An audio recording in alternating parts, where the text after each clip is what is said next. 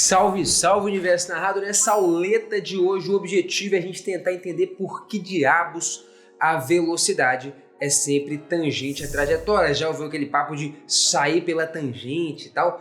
Por qual motivo a velocidade de um corpo ao longo do seu movimento ela é sempre tangente à sua trajetória? Se você nem sabia disso, não tem problema não, embarca comigo no vídeo que você vai sair daqui mais inteligente, entendendo não só isso, mas também o porquê disso. E se você só memorizou isso, mas nunca entendeu, vem comigo que você vai entender o porquê.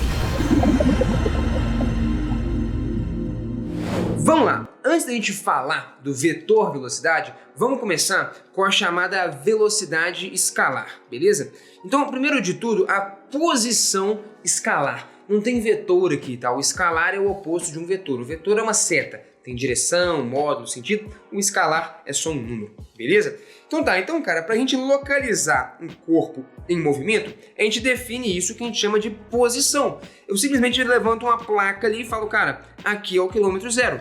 1 quilômetro para frente vai ser o quilômetro 1. 2 km para frente vai ser o quilômetro 2 e por aí vai. Para que isso, cara? Para a gente poder identificar onde que um cara tá ao longo da sua trajetória. Se o cara andou 60 km para frente, ele tá no quilômetro 60. A gente chama isso de posição. A gente costuma inclusive usar a letra S para representar a posição, beleza? Ou espaço. Esse S aqui é de space em inglês.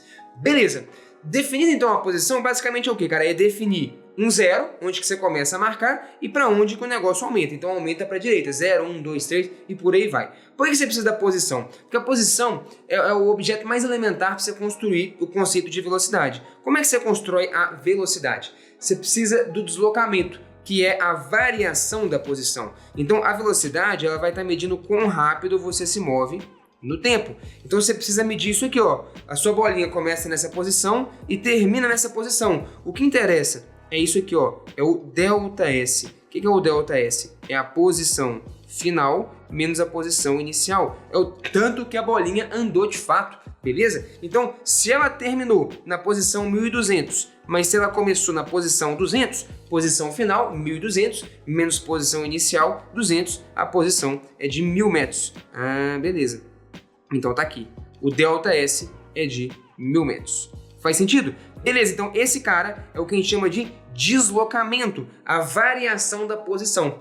Tá medindo o quão distante eu estou da minha posição inicial. Se você quiser pensar assim, mede nesse caso também a distância percorrida. Isso. E a velocidade, então, eu começo definindo posição, aí a variação da posição vai estar medindo o quanto que eu me afastei da posição inicial, ou o tanto de distância que eu percorri, e a minha velocidade é justamente isso. É a minha distância percorrida, é o tanto que eu me afastei da minha posição inicial dividido pelo tempo. Tá aqui. Essa é a sua velocidade média, né? É o ΔS dividido pelo ΔT. Beleza? Então vai estar medindo quão rápido você se move. Vai estar medindo o seu deslocamento, que é o ΔS dividido pelo tempo. Então guarda esse camarada, esse cara vai ser um cara importante. Esse aqui é o chamado deslocamento escalar. Como assim escalar? Cara, a gente trabalha com grandezas escalares assim, sempre que a gente tem um movimento unidimensional. Esse aqui é o movimento mais idiota de todos. É um cara andando em linha reta, né? Um movimento aqui, ó, em linha reta. E se o cara fizer curva e tal? Pois é o que a gente vai trabalhar aqui agora. Normalmente quando o movimento é mais complexo, tem curvas e tal, a gente trabalha com vetores. Mas o princípio é, você começa medindo a posição. Onde que esse cara tá? Depois você define quem que é o seu deslocamento, que é a variação da posição. E a sua velocidade é o quê? É o deslocamento dividido pelo tempo. Ponto. É isso. Agora, e se eu estiver falando de um movimento então mais complexo? Então vamos lá. Tá aqui, ó. Vamos falar da posição vetorial. Pois é, imagina que eu tenho essa bolinha aqui, ó, se movendo ao longo dessa trajetória mais maluca. O que é a posição vetorial? Você começa definindo uma origem, não é? A posição escalar que eu fazia? A posição escalar eu defino um 0, onde que eu começo a medir as coisas. Ah, tá. A posição vetorial eu defino também uma origem, a partir de onde eu vou medir as posições. Beleza. E a posição vetorial é um vetor que vai da sua origem, beleza? Tá aqui, ó, R0, a posição inicial, até a posição em que a bolinha tá. Então, se a bolinha tá aqui, quem que é a posição final? É um vetor que vai da origem até aquela posição. Posição final.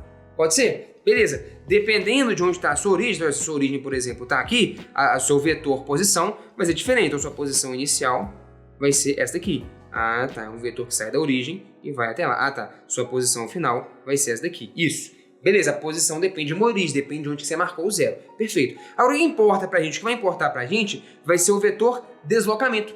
O deslocamento vetorial vai estar relacionado com o quê? Com a variação da posição. Então, vamos partir para ele? Deslocamento vetorial. Então, num probleminha como esse aqui, vamos lá. Eu vou escolher até uma origem qualquer aqui, ó. Tá aqui então. Então, essa aqui é a nossa posição inicial. É esse vetor que vai da origem até onde a bolinha está inicialmente. E esse aqui é a posição final. Vai da origem até onde a bolinha está na posição final. Perfeito. O vetor de deslocamento, ele mede o tanto que eu me afastei da posição inicial. Esse é o seu vetor de deslocamento. É o ΔR, tá? Se você quiser, vou até questionar aqui do lado, o ΔR, o vetor de deslocamento, ele é justamente a diferença entre a posição final e a posição inicial. Mas para você fazer a diferença entre dois vetores, se eles estão com a origem no mesmo ponto, basta você conectar o primeiro vetor ao segundo, né? O vetor de deslocamento vetorial vai estar medindo o quanto que você se afastou da sua posição inicial. Então, se eu começo o movimento aqui e termino ele ali, o seu vetor de deslocamento mede o quanto que você se afastou da sua posição inicial. E isso é interessante, porque o vetor de deslocamento, ele não depende da origem. Como assim não depende da origem? Deixa eu desmanchar aqui então. Suponha, vamos trocar aqui agora então. Suponha que você escolheu uma origem diferente. Então, deixa eu desmanchar aqui. Suponha que a sua origem, por exemplo, sei lá, tá aqui assim, mais pra cá, beleza? Tá? Quem que é a sua posição inicial? É o vetor que vai da origem até a posição inicial, é esse cara aqui. Quem que é a sua posição final? É um vetor que vai da origem até a posição final, é esse cara aqui. Beleza. E o seu vetor de deslocamento, ele faz o quê? Ele liga a posição inicial à posição final. Ah, tá. Então, nesse caso, meu vetor de deslocamento, ele é exatamente o mesmo cara. Ele sempre conecta a posição inicial à posição final. Perfeito. Perceba que a gente está fazendo a mesma coisa. Primeiro, eu defino a posição, quando eu estou falando de um deslocamento vetorial, de um movimento bidimensional. Então, eu defini a posição. Então, eu consigo identificar onde um corpo está na sua trajetória. Defini o deslocamento. Deslocamento é o quão afastado o corpo está da sua posição inicial. Ah, tá. Então, agora a gente define a velocidade, que é o quê? Que é o deslocamento dividido pelo tempo. Isso é a velocidade média, deslocamento pelo tempo. Beleza? No caso, o deslocamento vetorial. Então, já perceba uma coisa importante. O vetor velocidade, ele aponta para a mesma direção e sentido que o vetor deslocamento. Ah, tá. Então o vetor velocidade vai apontar para a mesma direção e sentido que o vetor deslocamento. Beleza. A velocidade, então, é o deslocamento pelo tempo. Isso é a velocidade média, né? Agora, e a velocidade em cada instante de tempo? Então, eu precisaria analisar um intervalo de tempo muito curto. Porque assim, como assim? Não entendi aqui, ó. Suponha aqui, ó. Aqui é T0 é igual a 1 segundo. E aqui é T1 é igual a 2 segundos. Então, passou 1 segundo de um movimento para o outro. Quem que é seu vetor de deslocamento? Cara, meu vetor de deslocamento é esse aqui. Ele liga a posição inicial à posição final. Você fala, beleza, esse é o vetor de deslocamento. Então, você pode calcular essa velocidade média e tal, ok. Mas se eu quiser a velocidade do cara nesse instante de tempo, pô, nesse instante de tempo, o que eu teria que fazer, na verdade, o mais próximo que a gente poderia fazer é fazer a velocidade média daqui em 1 segundo até aqui em 1,01 segundo. Se eu deixar passar 1/10 de segundo de uma posição para outra e fizer a média, eu vou quase que ter a velocidade real do cara naquele instante. Entendeu a diferença? Porque essa conta que a gente faz aqui é a velocidade média entre 1 segundo e entre o segundo 2. Perfeito, beleza. Agora, pô, eu queria saber a velocidade real do cara quando ele tá passando por essa posição. Então, um jeito de você fazer a conta é, velho, analisa um intervalo de tempo muito curto, de 1/10 de segundo, de 1/100º de segundo, de 1/1000º de segundo, de tal maneira que o cara andou muito, muito pouco. E aí você vai ter a velocidade real dele naquele instante.